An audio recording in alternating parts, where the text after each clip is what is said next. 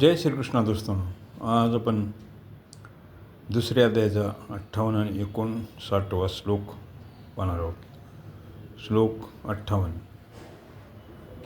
यदा संहरते चायं कुर्मन्गानिव सर्वशः इंद्रियार्थेभ्यश्च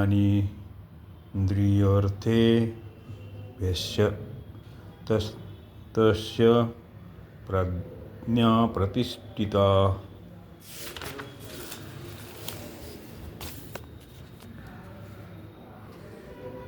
यदा संहरते प्रज्ञा प्रतिष्ठिता या ठिकाणी कासवाचा दृष्टांत देण्याचे तात्पर्य, कासव चालत असतो तेव्हा त्याचे 4 पाय, शेपूट, डोके हे 6 अवयव दिसत असतात, परंतु जेव्हा तो आपल्या अवयवांना आत ओढून घेतो तेव्हा त्याची केवळ पाठच दिसते.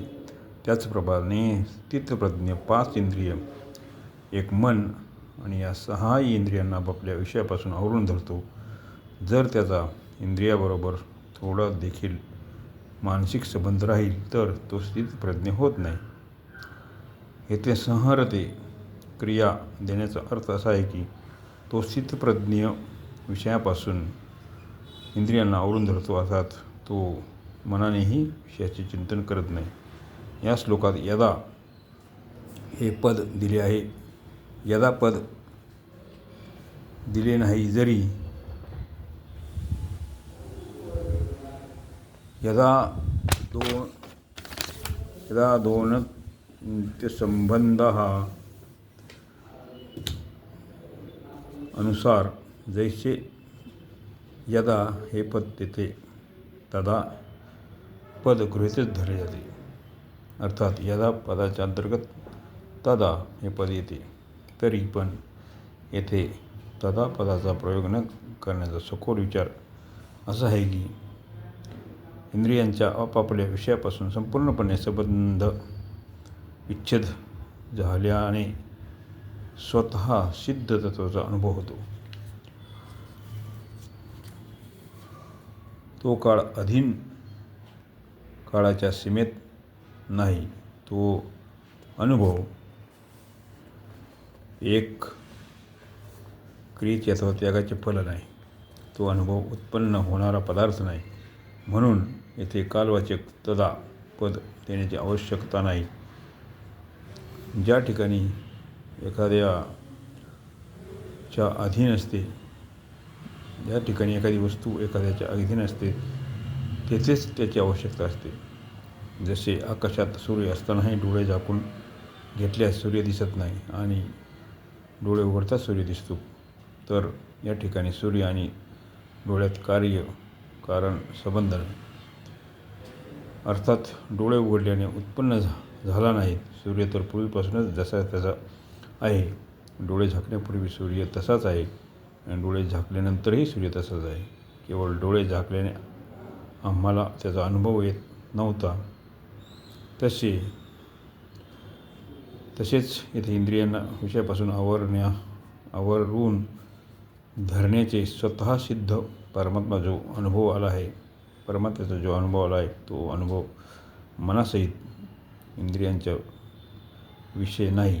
तात्पर्य ते स्वतः सिद्ध तत्व भोगाशी संबंध असताना आणि भोगांना भोगत असतानाही तसेच, परंतु भोगाबरोबर आपली संबंधरूपी पडदा असल्यामुळे आपल्याला त्याचा अनुभव येत नाही. हा पडदा दूर होताच त्या तत्वाचा अनुभव येतो. श्लोक 59. विषया निवर्तन्ते निराहारश्च देहिना रसोप्यस्य परम दृष्टा निर्वर्तते.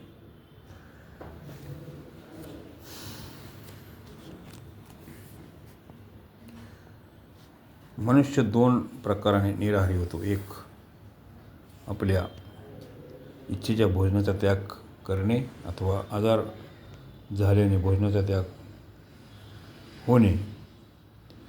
संपूर्ण विषयाचा त्याग, एकांतात बसणे, इंद्रियांना विषयापासून आवरणे. या ठिकाणी इंद्रियांना विषयापासून आवरून धरणाऱ्या साधकाविषयीच निराहारस्य पद आले आहे. रोग्याच्या मनात असते की काय करावे.